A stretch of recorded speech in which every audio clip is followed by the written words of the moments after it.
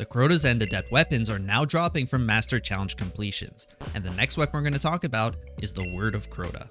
For barrel perks, Hammerforged Rifling will bump up range by 10 points without sacrificing any stats, and Accurized Rounds will further increase its range, allowing you to hit targets as far as possible. For the left column perks, there are some really good choices here. Dragonfly and Repulsor Brace are really good depending on how you want to use this weapon. Dragonfly is a good AoE perk that's more offensive and has a higher ad clearing potential, while Repulsor Brace is more defensive, and will grant you overshields when defeating debuffed targets. Repulsor Brace is really good for any void heavy builds that can spam volatile rounds, so it's a really strong perk if you plan on doing that. Demolitionist is also a really good choice for any builds that have a hard time getting their grenades back. For the right column perks, Destabilizing Rounds is a very powerful void perk, and synergizes very well with the left column perks.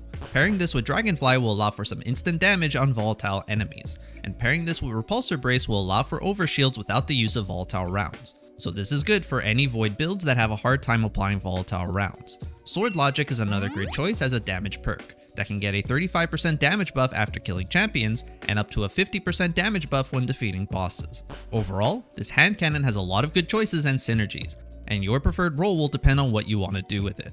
I'll personally be taking Dragonfly and Sword Logic, but Repulsor Brace and Destabilizing Rounds would also be a lot of fun. If you liked the video, follow for more.